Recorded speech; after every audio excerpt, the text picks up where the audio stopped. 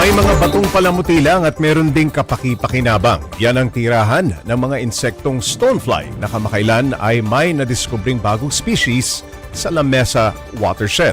Para bigyan ng mukhang balita, Mobile Journal Ray Vicente.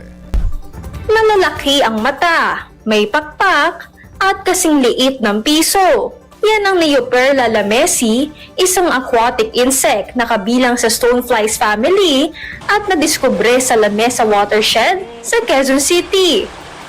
Akalain ng isang tao na isang uri lang ng stonefly ang meron sa Pilipinas. Nung ina-ID na namin sila, sabi namin kakaiba. Mukha siyang gamo-gamo. Medyo yellowish to brown. Inabot daw ng isang taon ng pag-aaral bago ito maisama sa ngayon 47 species na ng stonefly. Mailap daw kasi sila, lalo't likas sa sensitibo ang Neoperla o stoneflies sa polusyon at maruming tubig.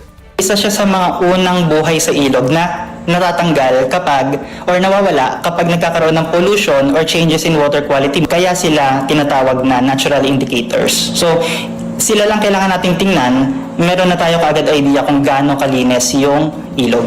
Dahil dito, patunay raw na hindi lamang imbakan ng tubig ang lamesa, kundi isang living laboratory na ayon din sa DNR. Pinangalan namin itong si Neoperla lamesi after the Lamesa watershed. So, ang literal translation niya is Neoperla of Lamesa. Despite the fact na mataas yung urbanization sa Metro Manila, it stands because of this finding na malinis yung water quality doon sa Lamesa watershed.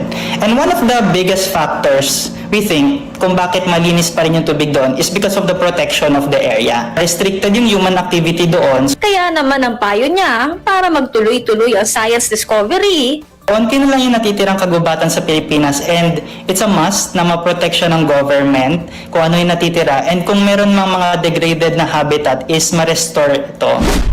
Mahalagang pangalagaan ang ating kalikasan para patuloy ang pagtuklas ng mga hindi pa nasisilayan sa lupa man o sa tubig. Mga kapatid, mobile journalist Ray Vicente po, hatid ang mukha ng balita.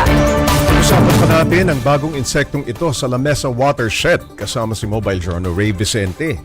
Okay, Ray, kaya stonefly ang tawag dahil tumitira ang insektong ito sa bato. Bato din, ano? Yes, Pops. Okay, doon din ba sila na-discovery ng mga researcher? Well, Pops, yun nga, specifically kasi nakikita talaga yung stoneflies in general sa mga anyong tubig tulad ng ilog. Pero, itong Neoperla lamesi, nakita siya sa light trap talaga, Pops, no? So, hindi talaga sa bato, pero dun kasi sa gilid ng river, kapag adult na yung mga stoneflies, meron ding nagtatago sa ilalim ng bato. So, dun siya specifically nakita. Okay, Ray, bakit naman ito magsisilbing patunay na malinis yung tubig dyan sa Lamesa watershed?